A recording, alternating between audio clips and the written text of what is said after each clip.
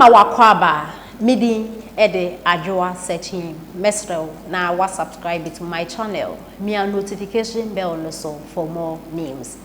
Ebusuafo Ohene David a oye Ghana ni badesia wote abadone and waso basa na so na waso na sigana from penifo so because Ohene David odwen say maybe we to kwan akwakodu no. There are so many things and penifo no wa mo de gu akwan mu ayeboa citizens and emofra. Nti bi nkoso Ghana hanum na ne ya and waso anya asem keto akra na 2020 yebeto abane mu no mo de gu His Excellency and now the Danko Akufo-Addo no so nim ni aye attend command pended that John Dramani Mahama no so na ne anya asem. But you know what? Uzi atem did Ohene David did not to nchaya. I support him 100%. Ohene David say NPP for nye, NDC for nye, but 2024 the man pended that John Dramani Mahama in your auction. And acquiring.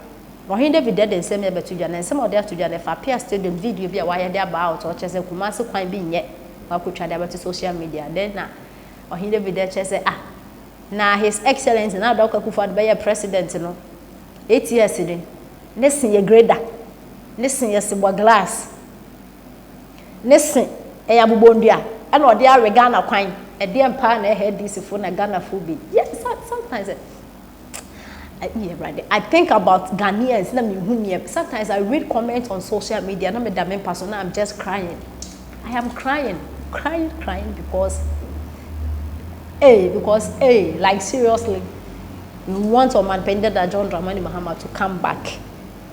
Oh really? Ah well. And TNC and Sama Ohene David a day atija. Ni prempe. Satan prempe swewu.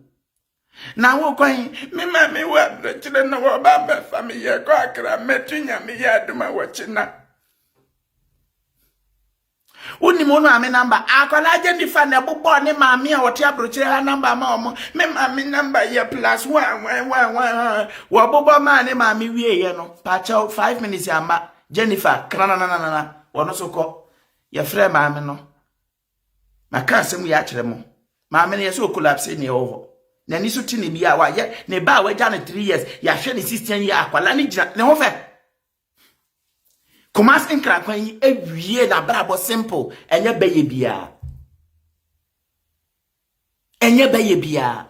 eye ni amamo dua carriage road anase ekwan mienu a eko ne mienu efiri nkran ba Kumasi the two capitals Kumasi ne Accra mon connect sa road ne mayen eno so akoye boachi bidin okoka asemu ya ohunipa hu ni se enti sa leaders we ya omugina odonkan wo muti kotokoto nyansa bia ni muntie nyansa bia ni wo mutim oni adwempa de man ni obeka kire obia is a lie.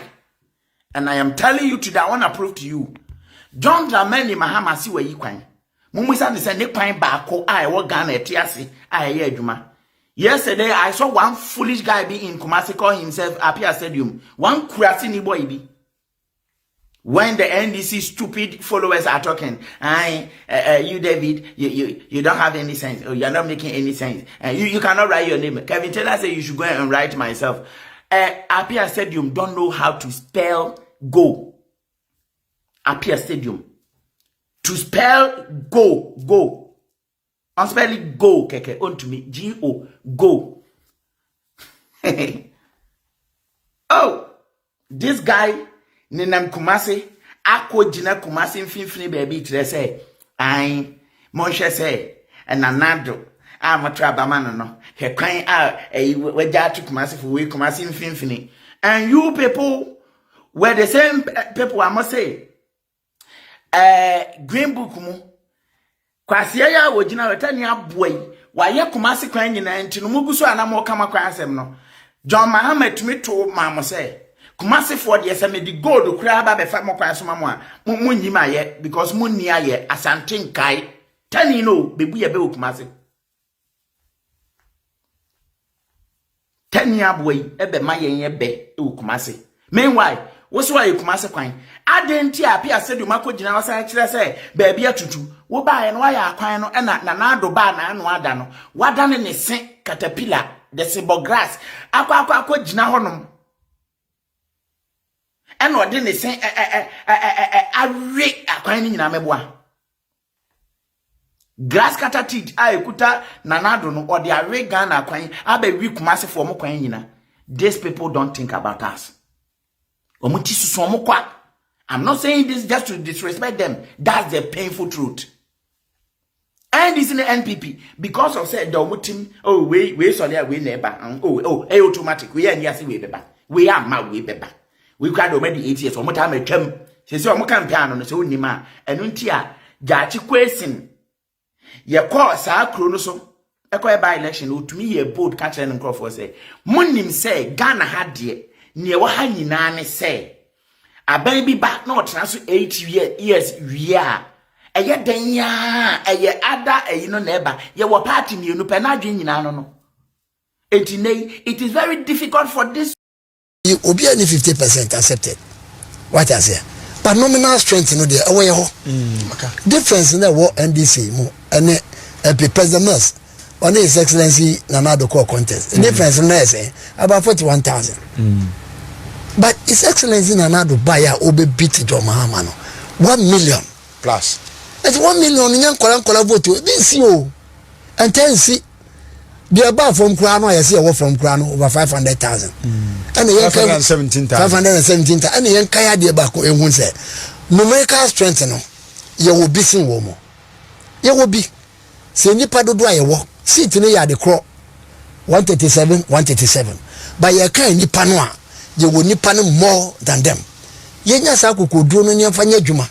Ni ye juma na ebe boy am yeti mi akosro.